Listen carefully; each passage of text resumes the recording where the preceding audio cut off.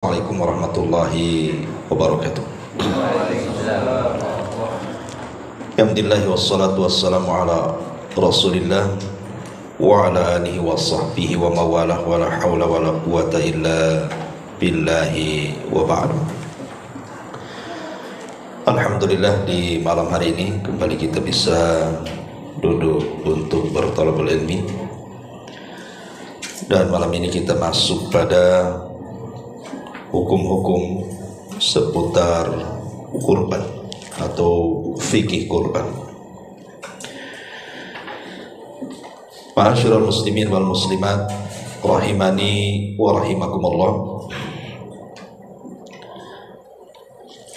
Bicara tentang hukum-hukum kurban, banyak sekali nanti masalah-masalah yang kita akan kaji, tapi kita akan ringkas-ringkasnya tanpa mengurangi hal-hal yang penting untuk kita ketahui dalam masalah seputar kurban ini. Kurban sendiri dalam bahasa Arab disebut al-udhiyah,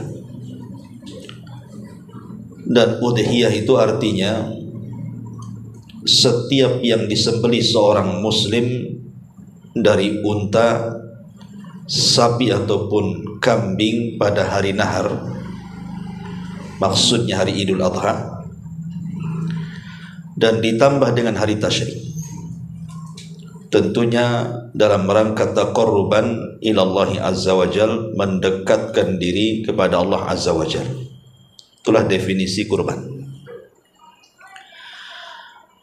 Adapun perintah kurban jelas baik secara nas Al-Quran ataupun hadis-hadis Nabi SAW. Sebut saja, dan dalam surah Al-Kautsar Allah mengatakan fasalli li rabbika wanhar, salatlah untuk Rabbmu dan berkurbanlah untuk Rabbmu. Dan juga Allah Subhanahu wa taala mengatakan ayat yang ma'ruf kita dengar, kul innas salati wa nusuki wa mahyaya wa mamati lillahi rabbil alamin. Katakan, sesungguhnya salatku, kurbanku, seluruh hidupku dan matiku kuserahkan kepada Allah Rabb semesta alam. Adalah pun dalam hadis Nabi SAW tertera dalam Sahih Bukhari dan Muslim dari hadis Anas bin Malik radhiyallahu an, di mana Nabi SAW dhahan Nabi SAW bi kabsaini amlahaini dzabahahuma biyadihi wa samma wa kabbar wa wada'a rijlahu ala sifahihima. Nabi SAW biasa berkurban dengan 2 kambing gibas. Kambing gibas itu kambing wol, ya, bukan kambing kacang, domba bahasa kitanya. Dan keduanya berwarna putih, jadi putih mendominasi, ada warna hitamnya tapi putih yang mendominasi. Dan Nabi SAW menyembelih kedua kambingnya langsung dengan tangannya. Beliau menyebut nama Allah dan bertakbir, dan meletakkan kakinya di leher keduanya, menunjukkan bahwa Nabi SAW berkurban dengan 2 ekor kambing. Bahkan Abdullah ibn Umar radhiyallahu an berkata, aqaman Nabi SAW bil Madinati 10 sinin yudhahi. Nabi SAW tinggal selama 10 tahun di kota Madinah itu, setiap tahun beliau berkurban. Jadi tidak pernah Rasul meninggalkan kurban. Setiap datang Idul Adha beliau berkurban, menunjukkan bahwa kurban ini menjadi perhatian Nabi, karena setiap tahun beliau berkurban. Ini diantara dalil-dalil, dan banyak juga dalil-dalil yang lainnya yang menunjukkan bahwa kurban itu adalah syariat yang disyariatkan.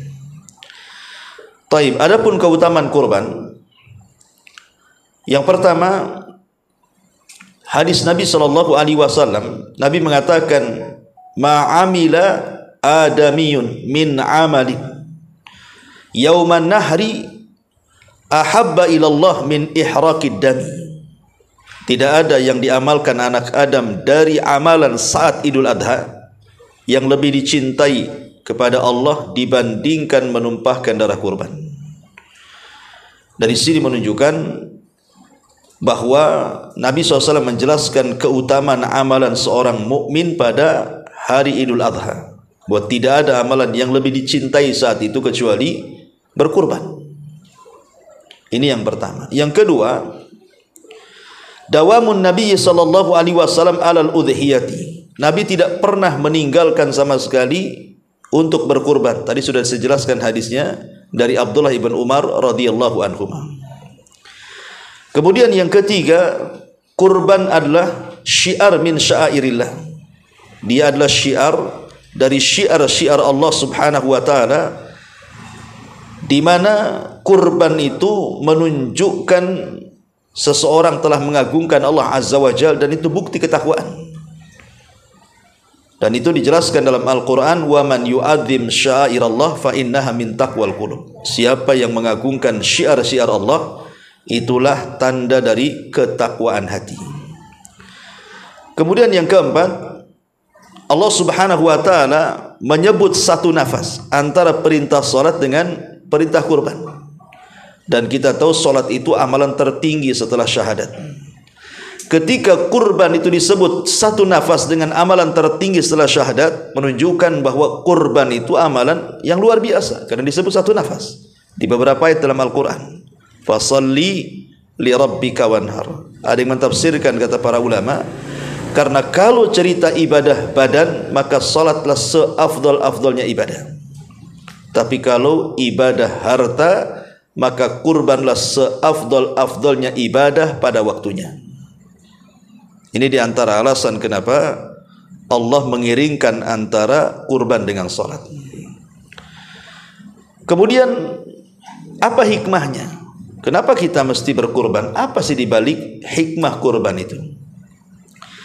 Yang pertama, ihya'us sunnati sayyidina Ibrahim, menghidupkan sunnah Nabi Ibrahim alaihi salatu wassalam. Karena perintah kurban ini berawal dari Ibrahim. Saat hendak menyembelih Ismail karena ujian dari Allah, Ibrahim pun lulus. Kemudian Allah menurunkan kambing gibas sebagai pengganti Ismail, dan Allah katakan wa fadainahu bidhibhin azim. Kami ganti Ismail dengan sembelihan yang besar. Dan itu menjadi syiar sampai hari ini.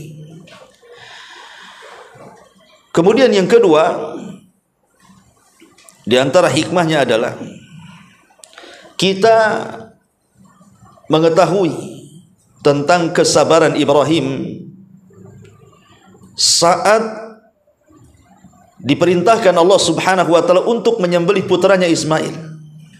Bagaimana tidak, itu putra si mata wayang, baru punya satu, setelah sekian lama dia tidak punya anak, tahu-tahu punya anak, tiba-tiba diuji untuk menyembelih.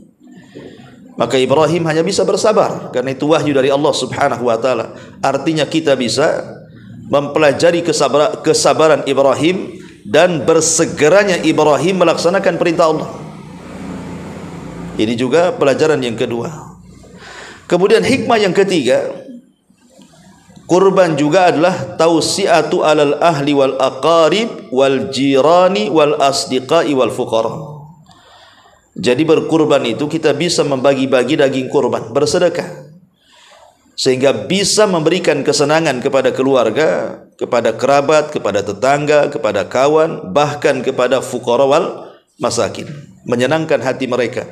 Dan itu amalan yang paling dicintai Allah. Apa itu? Memasukkan kesenangan ke hati seorang muslim. Kata Rasul, sururun tudkhiluhu ala qalbi muslim. Anda memasukkan kesenangan kepada hati seorang muslim itu adalah ahabbul a'mal ilallah, seutama-utama amalan yang paling dicintai di hadapan Allah Azza wa Jalla. Ini yang ketiga. Yang keempat, kurban juga dalam bentuk syukur. Kenapa demikian? Karena Allah Subhanahu wa taala sudah menundukkan binatang ternak kepada kita. Alhamdulillah, sampai hari ini di antara kita ada yang masih makan daging kambing. Mungkin habis ngaji ada juga yang nyate, ataupun makan daging unta, mungkin di Timur Tengah sana. Di sini susah pula cari unta. Kemudian memakan daging sapi, sudah jelas kan itu ya. Artinya ketika kita bisa memakan bahimatul an'am, menunjukkan bahwa Allah tundukkan binatang-binatang tersebut kepada kita. Kalau seandainya Allah tidak tundukkan, tidak mungkin kita makan daging kambing, ikhwan. Mau nangkap kambing saja takut diseruduk, bagaimana menyembelihnya? Jadi dalam bentuk inilah maka Allah Subhanahu wa taala perintahkan kita untuk bersyukur. Allah katakan, "Kadzalika sakharnaha lakum la'allakum tashkurun." Begitulah kami tundukkan binatang-binatang ternak itu kepada kalian agar kalian bersyukur. Kemudian yang kelima, tadi sudah saya katakan bahwa kurban adalah syiar dari syiar-syiar Islam. Makanya karena dia syiar, jangan berkurban sendirian di tempat yang manusia tidak tahu. Jadi kurban itu harus di tempat yang manusia tahu, karena namanya syiar, kan harus tahu orang. Karena ini bagian daripada syiar, di mana syiar ini disyariatkan tentu dalam rangka mendekatkan diri kepada Allah Subhanahu wa taala dan dalam rangka mengijabah atas perintah Allah kepada kita. Dan yang terakhir, bahwa kurban adalah dalilun ala tasdiqil mutlak. Maksudnya dalil sebagai pembenaran secara mutlak keimanan seorang hamba kepada Allah Subhanahu wa taala. Karena ada orang yang belakangan mengkritik, lihat orang Islam itu, ya, mana akalnya katanya. Binatang tidak bersalah disembelih katanya. Binatang itu tidak bersalah, kenapa disembelih katanya. Ya. Kita katakan memang binatang tidak bersalah, tetapi binatang itu ciptaan Allah. Kita juga ciptaan Allah. Yang memerintahkan untuk menyembelih binatang juga Allah, dalam rangka mendekatkan diri kepada Allah. Lalu salahnya di mana, kan begitu? Maka kurban itu dalil tentang pembenaran iman seorang hamba kepada Allah Azza wa Jalla. Ini diantara hikmahnya. Kemudian hukumnya. Hukum kurban itu apa? Jumhurul ulama, mayoritas para ulama mengatakan kurban itu sunnah muakkad. Sunnatun muakkadatun. Beda sunnah muakkadah. Kalau sunnah itu kadang Rasul melakukan, kadang Rasul meninggalkan, itu sunnah namanya. Tapi kalau sudah diembel-embeli kalimat muakkadah, berarti sunnah itu tidak pernah ditinggalkan Nabi. Semenjak disyariatkan kurban, Rasul tidak pernah meninggalkan kurban selama 10 tahun di kota Madinah. Makanya karena Rasul tidak pernah meninggalkan sunnah ini, setiap tahun Rasul berkurban, maka jumhur ulama mengatakan bahwa kurban itu sunnatun muakkadatun, sunnah muakkadah. Dan inilah madhab Syafi'i, madhab Maliki, dan madhab Hambali dalam pendapat yang masyhur. Walaupun Abu Hanifah mengatakan wajib. Jadi 3 madhab mengatakan sunnah muakkad, Syafi'i, Malik, dan juga Ahmad. Kecuali Abu Hanifah mengatakan wajib. Dan yang mengatakan wajib ini juga diperkuat oleh pendapat Ibnu Taimiyah. Syekhul Islam Ibnu Taimiyah rahimahullahu taala juga salah satu yang berpendapat wajibnya kurban mengikut pendapat Abu Hanifah. Alasannya karena perintah, fasholli li rabbika wanhar, perintah, berkurbanlah. Walaupun Al-Imam Ibnu Utsaimin rahimahullahu taala menguatkan bahwa kurban itu adalah sunnah muakkadah bagi yang mampu. Bagi yang mampu ya. Kalau enggak mampu ya tidak perlu berkurban. Nanti ada persoalannya. Bagaimana kalau dia enggak mampu kemudian hutang? Nanti ada soalannya. Taib. Kemudian di antara syarat-syaratnya, baik syarat yang berkurban atau syarat hewan yang dikurbankan. Yang pertama, syarat bagi yang berkurban dulu. Pertama, dia harus Islam. Orang kafir tidak ada kewajiban kurban. Kalau ada orang kafir umpamanya ngasih kambing kepada kita, saya mau kurbanlah gitu, maka percuma korbannya. Kenapa? Karena amalan mereka tidak dianggap di hadapan Allah sampai mereka bersyahadat dengan 2 syahadat. Ya kalau mereka mau ngasih ya nggak apa-apa, tapi tidak dianggap. A'maluhum karamadin istaddat bihirri. Amal mereka itu seperti debu yang dihempas angin, habis, percuma sampai mereka masuk Islam. Yang kedua, al-aqlu, harus berakal. Karena seorang muslim yang dibebani syariat itu hanya muslim yang berakal. Adapun orang gila tidak wajib kurban. Orang gila tidak wajib kurban. Kemudian yang ketiga hurriyah, dia harus merdeka. Karena budak itu tidak wajib kurban, karena budak itu di bawah tekanan majikannya. Jadi dia harus muslim berakal dan merdeka. Kemudian yang keempat al-qudratul maliyah, harus punya kemampuan secara harta. Di sini terjadi silang pendapat. Maksud kemampuan secara harta itu apa? Madhab Maliki mengatakan maksudnya kelebihan harta. Jadi setelah umpamanya antum melaksanakan kewajiban memberikan nafkah kepada keluarga, kemudian ada sisa harta. Lah kalau seandainya ada sisa harta itu tanpa kemudian mengurangi hak-hak nafkah yang antum berikan kepada keluarga, berarti antum sudah masuk kepada kategori berkurban karena ada harta lebih. Ya, ini dalam mazhab Maliki. Tetapi dalam mazhab yang lainnya, Hambali mengatakan tidak demikian. Dia mengatakan dalam mazhab Hambali tidak demikian.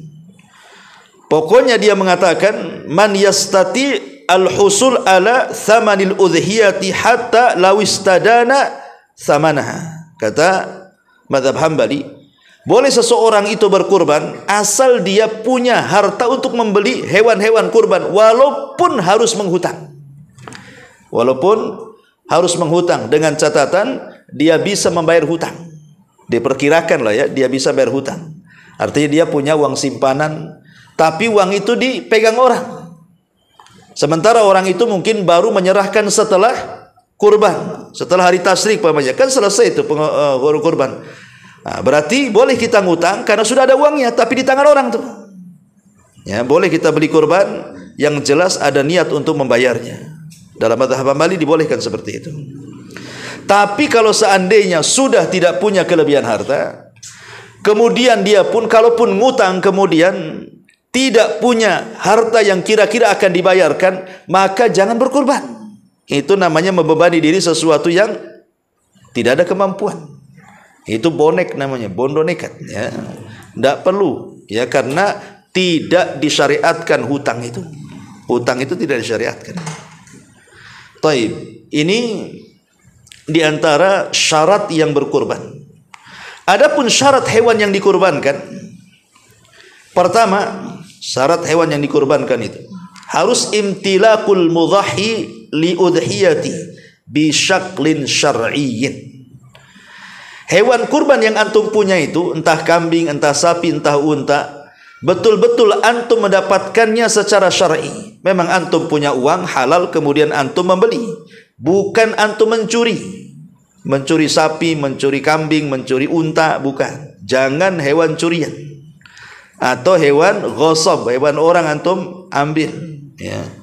Jadi harus betul-betul mendapatkan hewan itu secara syar'i, bukan hewan curian. Kemudian yang kedua, niat. Jadi dalam kurban itu harus ada niat. Karena orang yang menyembelih binatang itu macam-macam kan niatnya. Umpamanya penjual sate Madura, kemudian dia menyembelih kambing untuk kurban, tidak untuk jualan. Ya. Jadi untuk membedakan mana kambing untuk jualan sate, mana kambing yang dikurbankan, harus ada niat. Niat inilah yang membedakan perkara ibadah dengan perkara kebiasaan. Jadi syarat yang kedua harus ada niat. Yang ketiga, salamatu minal uyub. Harus hewannya selamat dari cacat yang disepakati. Dan cacat yang disepakati itu ada 4. Berdasarkan hadis Nabi SAW. Apa itu? Yang pertama, tidak boleh a'war, al-bayyin awaruha. Pertama, tidak boleh buta sebelah dan jelas butanya. Yang kedua, arja, al-bayyin arajuha. Tidak boleh pincang dan jelas pincangnya. Kemudian yang ketiga, di antaranya tidak boleh juga hewannya dia terlalu tua, ya, tua banget gitu ya, tua banget sehingga tidak bersumsum, sehingga kering itu, hanya tulang dibalut istilahnya kalau orang kurus itu tulang dibalut kulit, nggak ada dagingnya, ya nggak boleh yang tua banget gitu ya, apalagi tua bangka lagi kan itu ya, pokoknya nggak boleh tua ya. Kemudian yang keempat, al-marid bayyin maraduha, tidak boleh yang sakit dan jelas sakitnya. Ini 4 cacat disepakati. Kalau seandainya buta sebelah, kemudian dia pincang, kemudian dia sakit, kemudian dia tua, ada pada hewan yang dikurbankan, tidak sah kurbannya. Maka dari sini kata para ulama, cacat itu terbagi menjadi 3.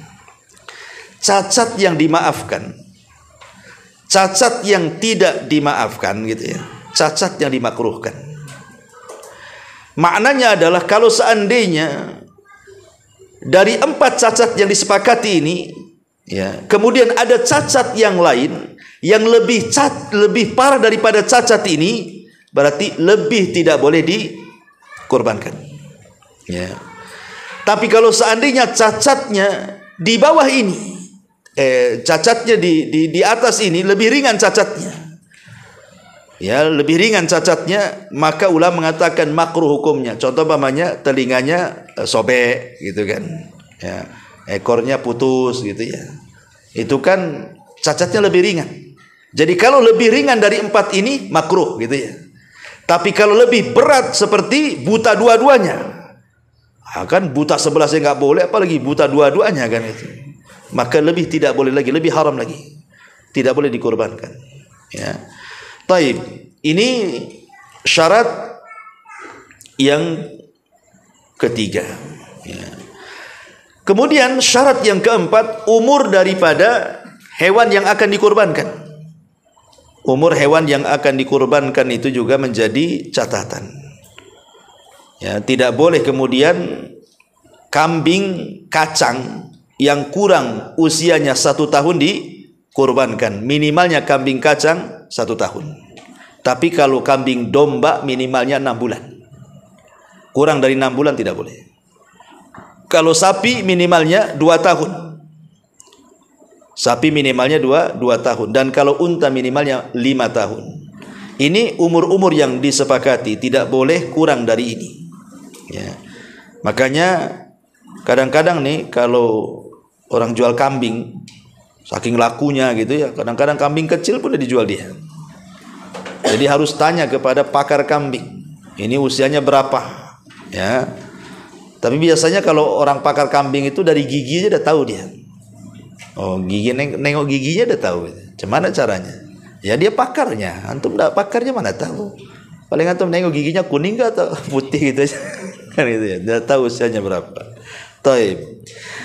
Ini diantara syarat-syarat daripada kurban. Kemudian nau'ul udhiyah. Nau'ul udhiyah. Mana yang lebih afdal dari jenis-jenis hewan kurban itu yang kita kurbankan?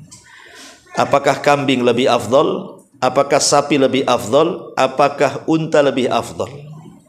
Ataukah 7 orang untuk 1 sapi dan unta lebih afdal, ataukah 1 ekor kambing lebih afdal?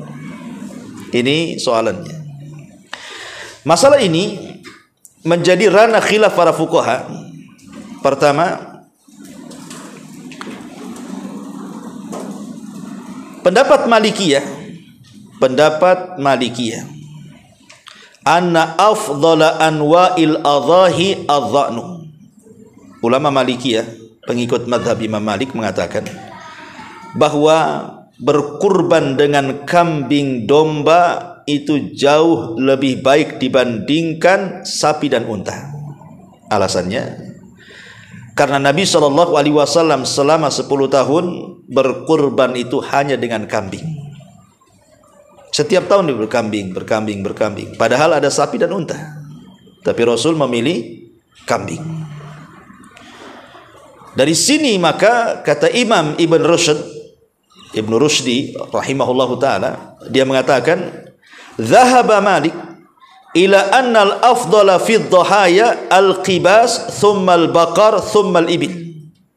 Katanya Imam Ibnu Rushd mengatakan, pendapat Imam Malik bahwa seafdal-afdalnya hewan kurban itu dimulai dari kambing gibas, kemudian sapi, kemudian unta.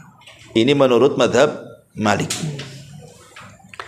Tetapi berbeda pula dengan mazhab Hambali dan juga Syafi'i. Pengikut Imam Ahmad dan juga pengikut Imam Syafi'i justru kebalikannya daripada Malikiyah. Artinya yang paling afdal, yang lebih besar dulu, unta dulu. Baru tidak ada unta, sapi. Baru tidak ada sapi, kambing. Justru kambing dibelakangkan. Tapi dalam mazhab Maliki, kambing pula didepankan, unta pula dibelakangkan. Ya. Apa alasan keduanya? Kata Imam Ibn Rushd ketika menceritakan tentang sababul khilaf, tentang sebab khilafnya bainal fuqaha ini, di antara ahli fikih ini, kenapa mazhab Maliki lebih cenderung kambing itu lebih afdal, kenapa pula mazhab Hambali dan Syafi'i mengatakan unta pula lebih afdal? Maka mereka mengatakan, atau kata Imam Ibn Rushd mengatakan, wasababu ikhtilafihim mu'aradatul qiyas li dalilil fi'li. Karena mazhab Malik itu menolak kias, menolak adanya kias, dan berdalil dengan perbuatan Nabi. Nabi tidak pernah berkurban selain dengan kambing, makanya kambing lebih afdal. Berbeda pula dengan Hambali dan Syafi'i, mereka berdalil dengan kias. Berdalil dengan kias. Maksudnya, kita tahu bahwa kurban itu artinya mendekatkan diri dengan binatang, mendekatkan diri kepada Allah dengan menyembelih binatang. Dan di dalam kurban itu kan ada bentuk hadiah, bisa disedekahkan dan bisa dihadiahkan. Sesuatu yang disedekahkan dan dihadiahkan itu semakin banyak menghadiahkan, semakin baik kan? Ya. Semakin besar yang dihadiahkan, semakin baik. Sementara kambing dengan unta besar mana? Besar unta. Tentu dagingnya lebih banyak lagi dibandingkan kambing, kan begitu. Makanya unta lebih utama dibandingkan kambing. Nah, itu alasan kenapa memilih unta lebih afdal dibandingkan kambing. Karena dia lebih gemuk, lebih banyak dagingnya, lebih sempurna, dan lebih banyak fuqara dan masakin akan mendapatkannya. Ya. Wallahu alam, saya cenderung kepada pendapat yang kedua, bahwa berkurban itu secara umum yang lebih gemuk, yang lebih banyak dagingnya itu jauh lebih utama dibandingkan yang kecil.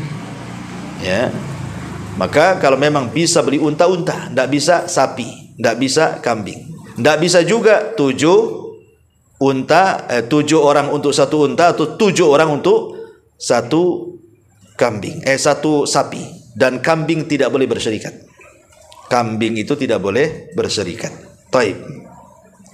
Ma'asyiral muslimin yang dimuliakan Allah Subhanahu wa taala. Di masyarakat sering bertanya-tanya kepada saya ini tentang hukum berkorban untuk orang mati.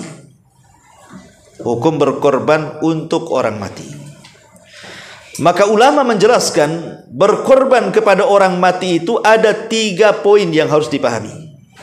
Berkorban kepada orang mati itu harus ada 3 poin yang antum harus pahami. Pertama, berkorban untuk orang mati itu karena sifatnya taba'an lil ahya, mengikut ke yang hidup.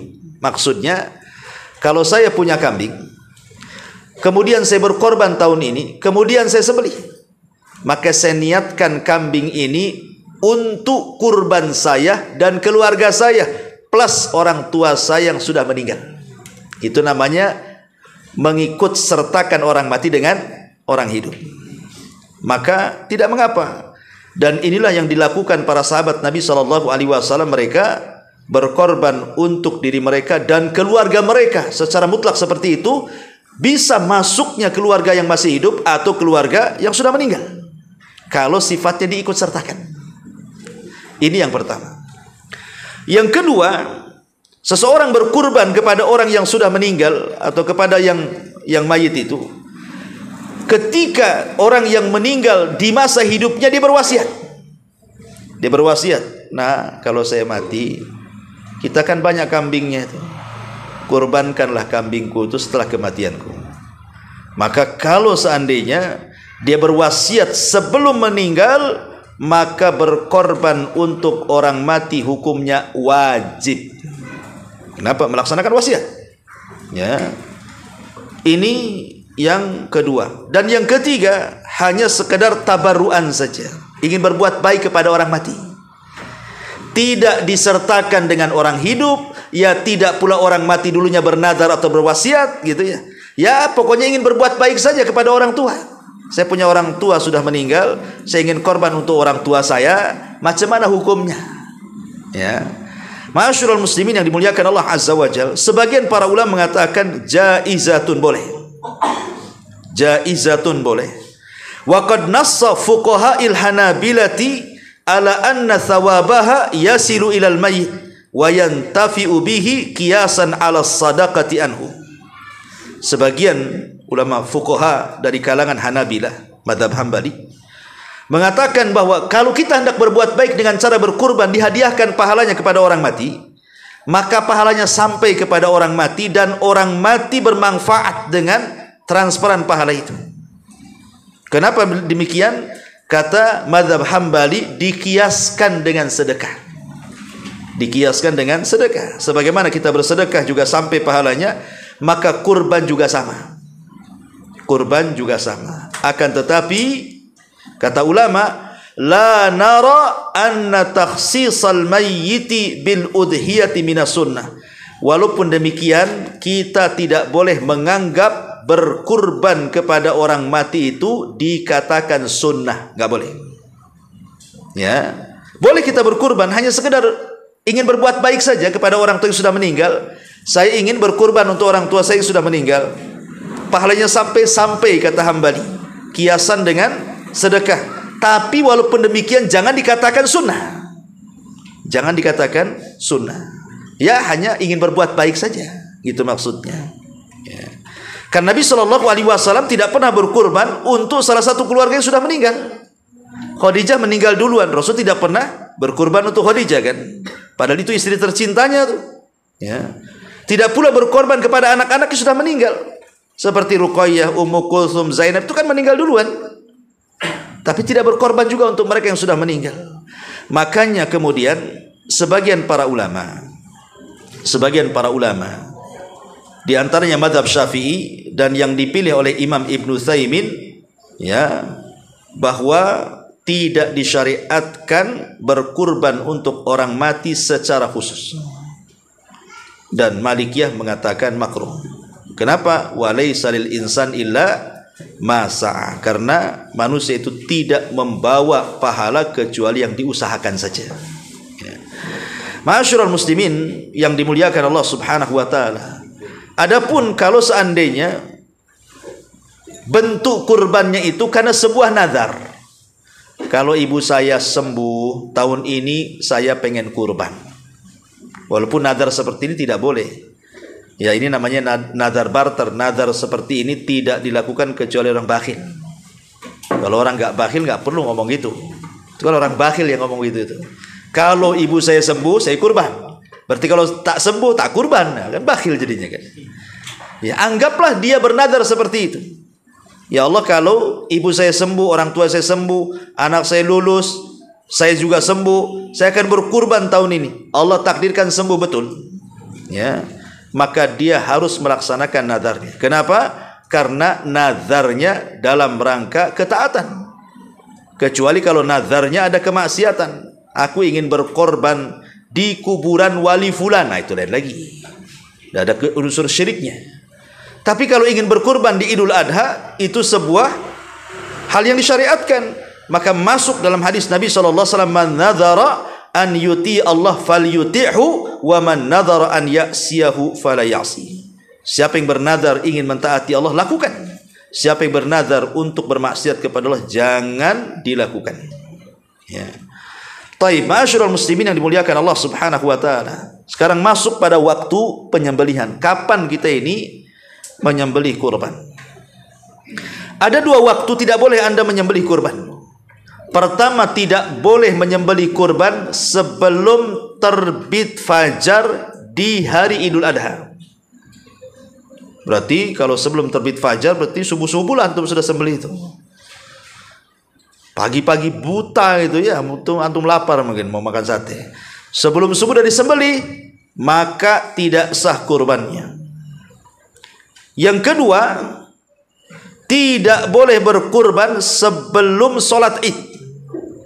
Tidak boleh kurban sebelum sholat Id. Tidak boleh kurban sebelum terbit fajar, dan tidak boleh berkurban sebelum sholat Id. Kenapa? Karena ada hadis dari Bara bin Azib radhiyallahu an.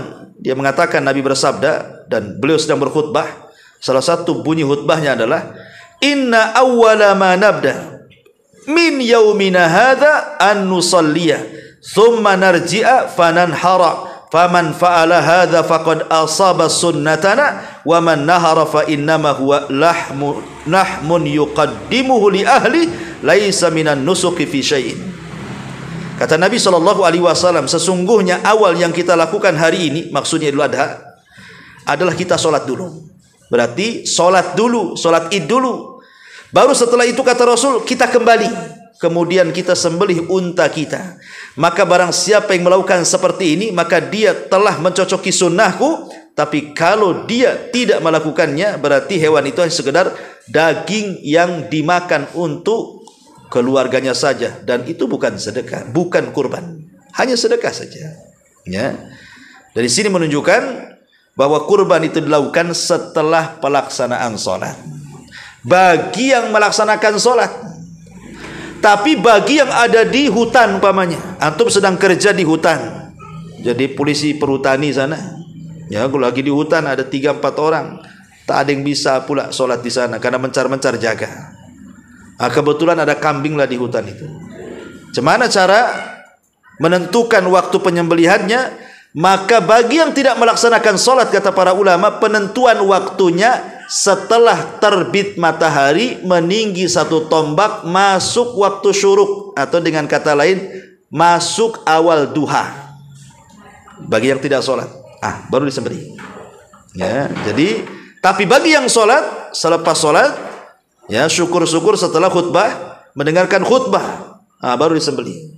Ya, supaya jangan ragu-ragu kapan dimulainya. Adapun akhir penyembelihan adalah di akhir hari tasyrik. Berarti penyembelihan kurban itu kan 4 hari. Idul Adha tanggal 10, kemudian tanggal 11 hari tasyrik, tanggal 12 hari tasyrik, tanggal 13 hari tasyrik. Berarti tanggal 13 atau hari ketiga hari tasyrik sebelum terbenam matahari masih boleh berkurban. Kalau sudah terbenam, berarti sudah tidak ada lagi syariat kurban. Itu akhir penyembelihan hewan kurban. Taib, ma'asyiral muslimin yang dimuliakan Allah Subhanahu wa taala. Bagaimana hukum menyembelih kurban di malam hari? Karena antum sibuk kerja di siang hari. Sibuklah kerja di siang hari itu, tak sempat menyembelih kurbannya. Akhirnya malam-malam buta lah antum itu jam 1 nyembelih kurban. Ya. Jadi bagaimana hukumnya menyembelih kurban di malam hari? Tentu masih dalam hari-hari kurban. Ya. Maka disebutkan para ulama, at-tadhiyatu fil laili tujzi. Menyembelih hewan kurban di malam hari itu sah-sah saja. Dan ini adalah pendapat jumhur Hanafiyah, madhab Hanafi, wasyafi'i, dan juga madhab Syafi'i, dan juga salah satu daripada madhab Hambali. 3 madhab membolehkan. Tapi kalau bicara afdol-afdolan, ya afdol siang. Ya, karena malam itu kan siapa yang nonton? Kalau siang kan banyak penontonnya, kan itu kan syiar. Ya. Taib, ma'asyiral muslimin yang dimuliakan Allah Azza wa Jal. Dalilnya umum, tentu yang membolehkan menyembelih di malam hari itu ya dalilnya umum. Ya, karena seperti contoh kullu ayyamit tasyrik dzabhun, setiap hari tasyrik itu penyembelihan, berarti mencakup siang dan malam gitu ya. Tapi dalil khusus ya nggak ada. Rasul tidak pernah diceritakan menyembelih kurban di malam hari. Nah, tapi ikhwatu fillah muliakan Allah Azza wa Jalla, seutama-utama orang yang berkorban itu setelah sholat id adalah segera disembelih. Walaupun di sini ada pilihan kan, ada 4 hari orang itu boleh berkorban kan, tanggal 10, 11, 12, 13. Tapi seutama-utamanya adalah al-mubadaratu ila at-tadhiyah, bersegera sembelih hewan kita. Habis sholat mendengarkan khutbah, ambil parang, goroh. Ya, itu lebih baik gitu kan. Dan itu disunahkan hukumnya. Ya, disunahkan hukumnya berdasarkan madhab Hanafi, madhab Maliki, madhab Syafi'i dan madhab Hambali. 4 madhab mengatakan sunnah hukumnya al-mubadaratu fi dzabhil udhiyati, bersegera menyembelih hewan kurbannya. Walaupun ada waktu 3 hari tasyrik dan 1 hari Idul Adha. Ya. Kemudian juga masalah selanjutnya adalah disunahkan juga kalau bisa menyembelih sendiri. Jangan diwakilkan. Ya, itu disunahkan hukumnya. Karena Nabi menyembelih sendiri. Tetapi Nabi pun pernah juga mewakilkan kepada Ali kan. Rasul itu membawa 100 ekor unta yang 7 ketika haji gitu ya. Nabi SAW menyembelih 70 ekor dan 30 disembelih Ali, diwakilkan kan. Dari sini juga boleh seseorang itu mentaukilkan menyembelih binatang kurban. Kan ada orang yang tidak pengalaman, tidak mampu melihat darah. Asik melihat darah saja dia lemas kan itu ya. Asik melihat pisaunya aja gemetar gitu kan. Ada orang yang tidak pernah menyembelih, bawaannya gemetar saja. Jangan lagi sapi yang ngamuk kan, kambing kacang aja dia nggak berani. Lah kalau ada orang-orang yang seperti ini, padahal harus latihan sebenarnya kan. Anggaplah dia memang tidak berani, maka boleh ditaukilkan, diwakilkan kepada orang yang amanah tentunya untuk menyembelihkan kurbannya. Kemudian masalah selanjutnya adalah bolehnya memakan dan menyimpan daging kurban. Boleh memakan dan menyimpan daging kurban. Dulu saya masih kecil, di kampung saya itu ada ya semacam doktrin bahwa berkorban itu tidak boleh, orang yang berkorban tidak boleh makan daging korbannya katanya. Ya. Maka kita katakan yang nyuruh makan itu Allah. Dalam Quran surah Al-Hajj ayat 27 Allah mengatakan fakulu minha, makan kata Allah. Kata orang kampung jangan makan. Lah, gimana? Allah katakan makan, mereka pula jangan makan. Allah yang katakan makan. Ya. Fakulu minha wa at'imu al-ba'is al-fakir. Lebihnya beri makan kepada orang-orang yang membutuhkan dan fakir. Jadi Allah yang merintahkan makan. Sampai Imam Ibnu Hazm rahimahullahu taala, ya, ulama Zahiriyah mengatakan fakulu itu kan fi'lul amr. Kata kerja perintah. Dan dalam ilmu usul al-amru yufidul wujub. Perintah itu memiliki faedah wajib. Jadi Imam Ibnu Hazm berdalil dengan surah Al-Hajj 27, makan daging kurban itu wajib. Berarti kalau tak makan dosa dia. Walaupun pendapat yang kuat tidak sampai ke wajib, tapi sunnah saja. Ya, sunnah saja. Minimal kalau antum berkorban, makan tuh daging korban. Ya Ustaz tidak bisa. Saya kalau kolesterol saya naik nih, darah tinggi naik, bismillah. Nggak mungkin Allah memerintahkan sesuatu tidak ada kebaikan di dalamnya. Bismillah saja. Kalau habis makan korban kemudian mati, ya qadarullah. Tapi Anda sudah melaksanakan perintah kan gitu ya. Sudah menjalankan sunnah. Ya jangan berlebihan. Karena sesuatu yang berlebihan itu pasti akan jadi masalah. Ya, sesuatu yang berlebihan. Tapi kalau memang ada larangan dari dokter, ya itu kan sudah jelas tidak boleh. Ya, tetap antum lebih memilih kesehatan. Jangan mentang-mentang sunnah main hantam saja. Oh kata Ustaz kan sunnah, main hantam saja. Habis itu darah tinggi naik kan itu. Bawaannya lebih keras. Apa namanya? Suaranya daripada suara kambingnya. Karena lagi darah tinggi kan itu ya. Jadi tidak boleh seperti contohnya umpamanya Nabi Yakub. Nabi Yakub itu dikisahkan dia punya penyakit dalam badannya, capek-capek. Akhirnya didatangi tabib, kata tabib mengatakan engkau tidak boleh makan daging unta dan tidak boleh meminum susunya. Maka selama itu Yakub tidak pernah makan daging unta dan minum susu unta karena demi kesehatan. Ya, demi kesehatan. Tapi masalahnya anak-anaknya ikut-ikutan tak makan daging unta, tak minum susu unta. Kemudian mereka mengharamkan kepada diri mereka tidak boleh makan daging itu. Maka Allah Subhanahu wa taala kemudian katakan kepada mereka bahwa Yakub mengharamkan kepada dirinya itu faktor kesehatan. Loh, kalian ini apa yang mengharamkan? Hanya ikut-ikut bapaknya saja. Ya. Jadi kalau faktor kesehatan ya tentu lebih dahulukan kesehatan. Ya kan, ini kan sunnah saja. Ya, taib. Wallahu a'lam. Intinya bahwa boleh makan daging. Kemudian yang selanjutnya adalah dzabhul udhiyah awit tasadduq bi thamaniha. Ma'asyiral muslimin yang dimuliakan Allah Subhanahu wa taala. Kita tahu bahwa menyembelih kurban lebih afdal dibandingkan sedekah. Seharga kurban itu. Jadi umpamanya sekarang tanggal 10 nih, Dzulhijjah, besok 11, besoknya 12, besoknya 13. Berarti 4 hari ini umpamanya antum punya uang seharga 3 juta. Bisalah membeli 1 ekor kambing. Tapi satu sisi nih mungkin ada yang lain yang perlu disedekahkan. Mungkin ada orang yang berhajat untuk disedekahkan. Ya, entah membangun pesantren, entah membangun masjid, entah membangun apa. Pokoknya ada hal-hal yang harus disedekahkan. Maka di sini para ulama mengatakan mana yang lebih utama? Ya, yang 3 juta yang antum miliki itu dibelikan kambing ataukah bersedekah ke masjid?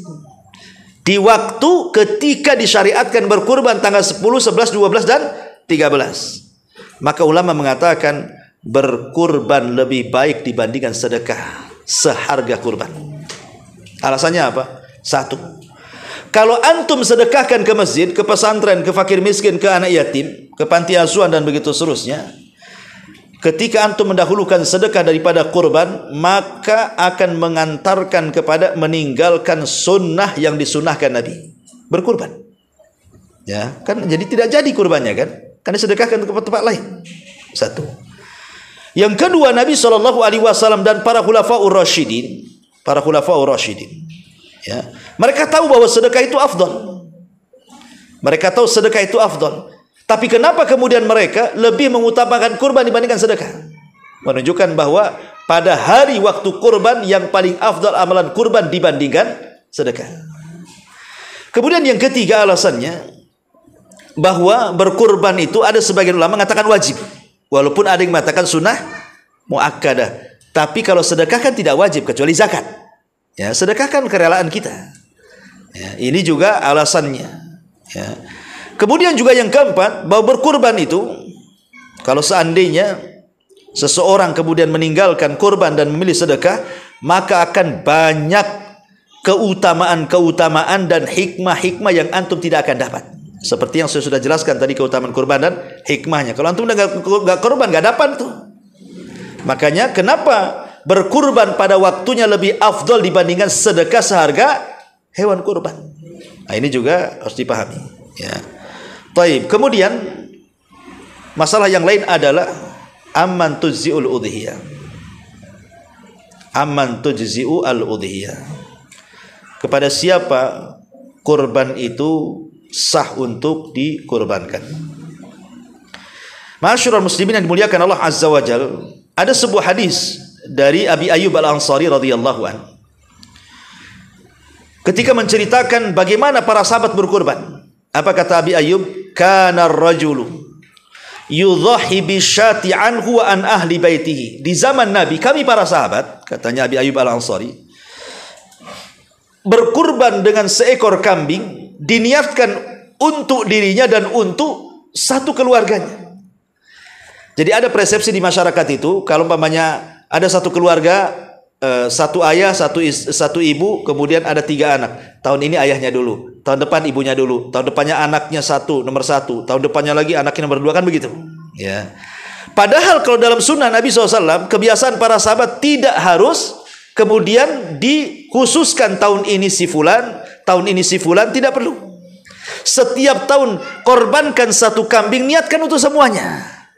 Itu sudah mencukupi, tanpa harus kemudian mentakyin ini kurbannya si fulan, si fulan, si fulan, si fulan, gitu maksudnya. Berdasarkan hadis Abi Ayyub Al-Ansari radhiyallahu anhu. Ma'asyiral muslimin yang dimuliakan Allah Azza wa Jalla. Tetapi dalam hal ini ada 3 perkara. Yang pertama, ya, al-qarabatu mislu az-zaujati wal aulad. Jadi kalau dalam satu rumah itu ada istri dan ada anak-anak, maka boleh kita niatkan satu kambing untuk saya pribadi, plus untuk istri saya, plus untuk anak-anak saya, karena mereka adalah yang paling dekat dengan kita. Ini yang pertama. Kemudian yang kedua, tujzi'u amman dakhala fi nafaqatil wajibati farajulun lahu akhun saghirun qasiru nafaqatihi alaihi fa innal udhiyata tujzi'u anhu aidha. Ataupun pamannya, antum punya saudara kandung, antum sudah berumah tangga, punya adik kandung, ya. Kemudian dia hidup satu rumah dengan kita karena masih kecil, ya, masih kecil, orang tua sudah meninggal. Ini adik satu-satunya, belum bisa cari nafkah, belum kawin, akhirnya kakaknya yang merawatnya. Hidup satu rumah. Maka adik yang hidup satu rumah dengan kakaknya ini juga boleh diniatkan satu kambing untuk satu keluarga, termasuk dia juga, walaupun hubungannya saudara, ya. Ini yang kedua. Kemudian yang ketiga, amman yashaka fi maskanika kaman kafala yatiman, ataupun siapapun yang serumah dengan kamu seperti anak yatim. Anak yatim kan gak ada hubungan, dia orang luar kan, ya, dia orang luar, kita pungut karena dia yatim, tapi kita asuh di rumah kita, maka itu pun masuk, boleh diniatkan satu keluarga termasuk anak yatim itu. Syaratnya satu rumah, ya, ya, dalam satu rumah. Yang jadi masalah itu, ikhwatu fillah muliakan Allah Subhanahu wa taala, adalah kalau seandainya kita ini sudah tua nih, punya anak kita 3, tapi tidak satu rumah, masing-masing sudah berkeluarga, ya, dan masing-masing beda rumah, maka tidak boleh diniatkan niat kita ini satu kambing untuk satu keluarga, tapi masing-masing keluarga mengeluarkan kurbannya, karena anak-anak kita sudah menikah dan sudah punya rumah sendiri-sendiri. Berarti kewajibannya sendiri-sendiri. Jadi yang dimaksud di sini adalah kalau tergabung dalam satu rumah, syaratnya juga belum berkeluarga. Kalau sudah berkeluarga, walaupun satu rumah, mamanya ini Pak Jul rumahnya besar nih, anak-anaknya sudah pada nikah, tapi mamanya ini anak pertama kamarnya di sini, anak kedua kamarnya sama suaminya di sini, anak ketiga kamarnya sama suaminya di sini, sudah berkeluarga semua kan? Maka masing-masing berkeluarga itu punya tanggung jawab masing-masing, tidak dibebankan kepada Pak Jul satu kambing untuk satu rumah gitu, enggak, karena sudah berkeluarga masalahnya kan. Berarti dia punya kewajiban masing-masing untuk berkurban, ya. Ma'asyiral muslimin yang dimuliakan Allah Subhanahu wa taala, termasuk juga orang yang punya 2 istri. Siapa di sini, ya. Jadi kalau seandainya rajulun mutazawwij bi zaujatainil ula indahu wal ukhra inda ahliha hal yulzimu udhiyatan am udhiyataini. Di sini ada soalan kepada Syekh Utsaimin rahimahullah taala. Seorang laki-laki punya 2 istri. Yang satu tinggal bersamanya, yang satu pula tinggal dengan mertuanya. Kalau saya berkorban dengan satu kambing, bolehkah saya ini diniatkan kepada istri yang pertama dan yang kedua? Bisa dipahami? Maka Syekh Utsaimin rahimahullah mengatakan, al-udhiyatu fil baiti alladhi huwa fihi taqfi li'annaha min ahlihi wa in kanat hiya inda ahliha. Ya, tapi Syekh Utsaimin mengatakan kalau gambarnya seperti ini, walaupun pisah rumah, ini kan pisah rumah nih kan, yang satu sama dia, yang satu sama keluarganya. Kata Syekh Utsaimin, cukup satu kambing diniatkan untuk 2 istrinya, karena istri keduanya walaupun hidup sama mertuanya termasuk keluarga dia. Nah, kalau khusus ini boleh satu kambing walaupun beda rumah, kata Syekh Utsaimin rahimahullah dalam kitabnya Majmu' al-Fatawa, ya. Taib, ma'asyiral muslimin yang dimuliakan Allah Azza wa Jalla, kita masuk pada pembagian hewan kurban. Pembagian hewan kurban, Syekh Utsaimin ditanya bahwa pembagian hewan kurban itu dibagi menjadi 3 pembagian. Pertama, dimakan. Yang kedua, disedekahkan. Yang ketiga, dihadiahkan. Dimakan, disedekahkan, dihadiahkan. Berarti 1/3 untuk dimakan, 1/3 untuk disedekahkan, 1/3 untuk dihadiahkan. Adapun Kenapa kemudian mesti 3? Kata Syekh Utsaimin mengatakan, al-awwal at-tamattu bi ni'matillahi azza wajalla. Dalam rangka menikmati nikmat yang Allah anugerahkan kepada kita, makanya kita yang berkorban makan bersama keluarga dalam rangka bersyukur akan nikmat. Makanya kita makan sama-sama keluarga. Ini yang pertama. Yang kedua, raja'us tsawabillah. Yang kedua, bukan hanya menikmati nikmat yang Allah anugerahkan, tapi kita pun ingin berpahala. Dengan cara apa? Sedekahkan sepertiganya. Ya, selain kita mensyukuri nikmat, kita pun ingin punya pahala dalam korban. Dengan cara apa? Sedekahkan sepertiganya. Kemudian yang ketiga, bukan hanya dapat pahala, kita pun ingin menebar kasih sayang di tengah-tengah manusia. Bukan hanya kepada orang muslim, hatta orang kafir sekalipun.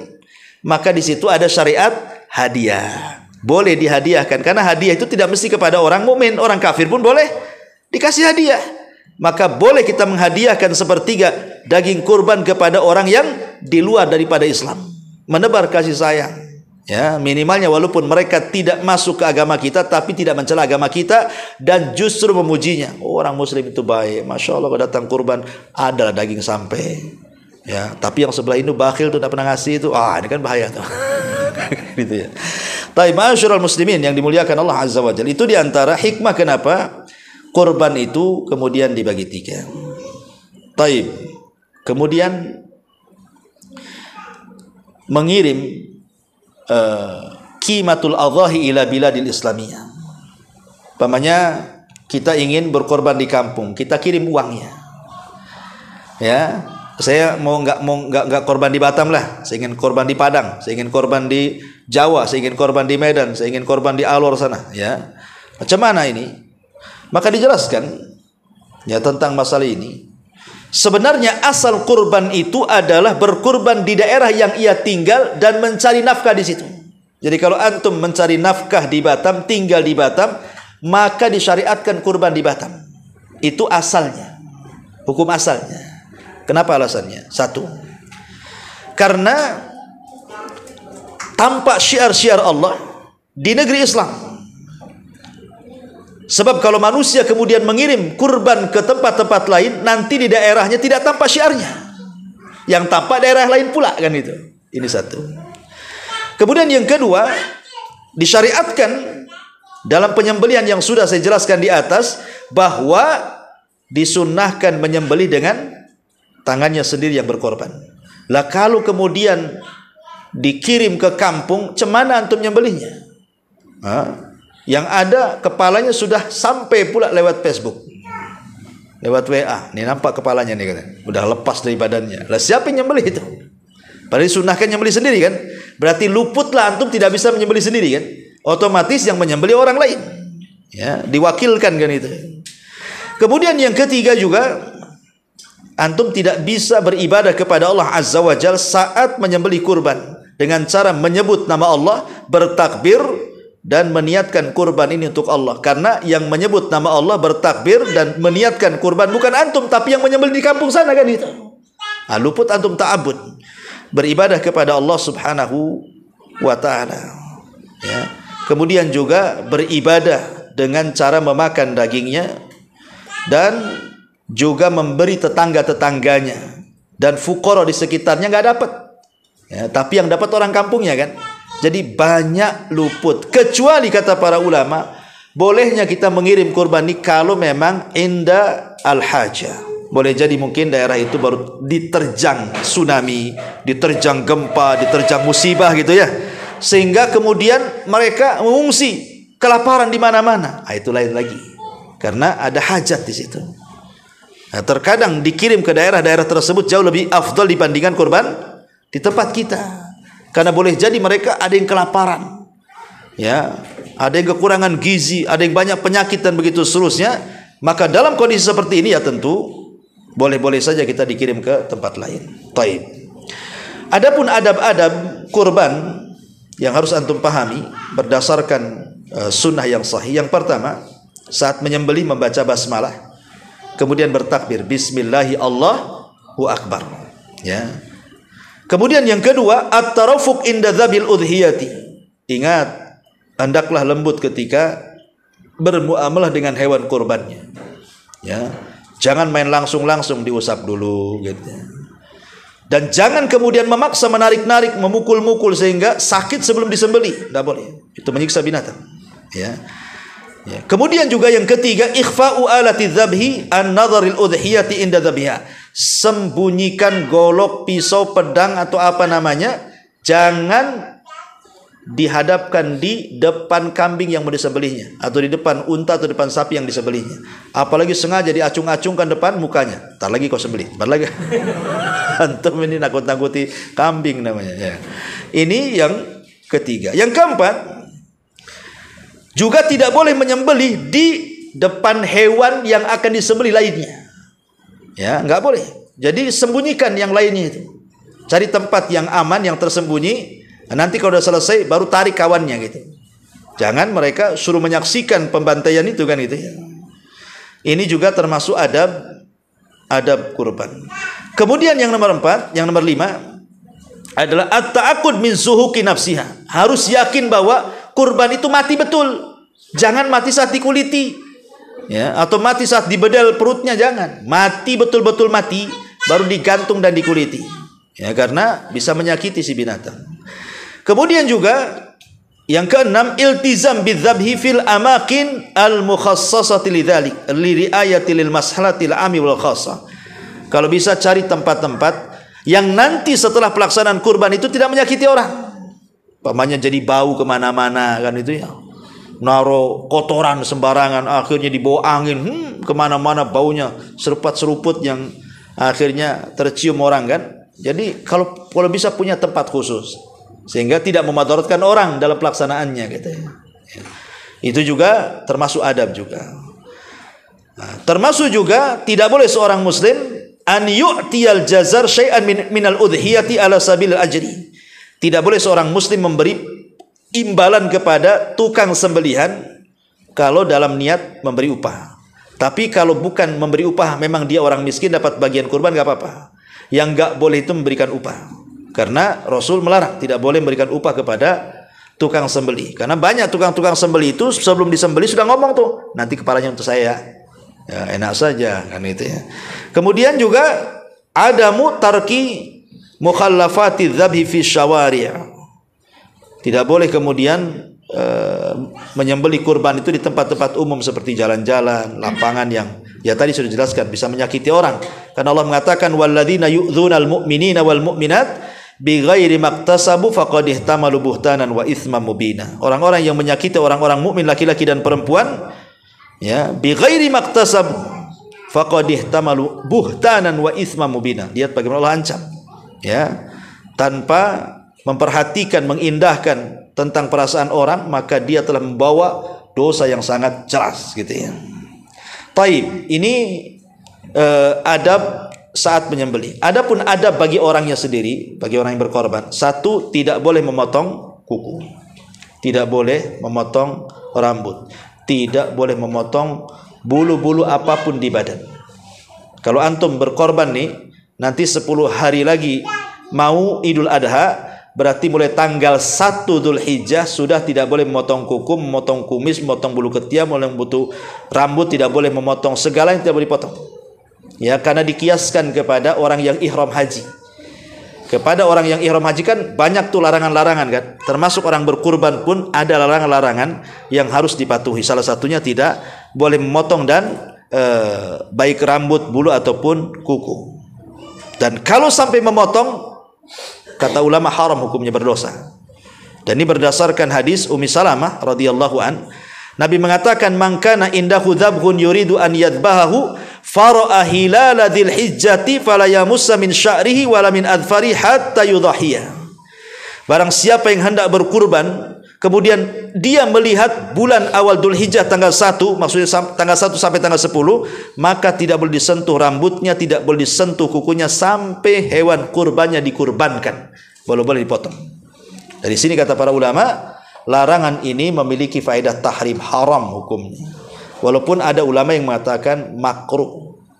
Ya.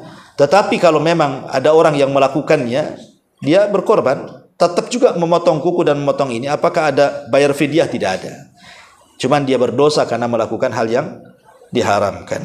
Inilah sekilas ikhwan tentang hukum-hukum korban. Mohon maaf tidak ada soal jawab. Subhanallah bihamdika asyhadu an la ilaha illa anta astaghfiruka wa atubu ilaik. Allahu ta'ala. Assalamualaikum warahmatullahi wabarakatuh.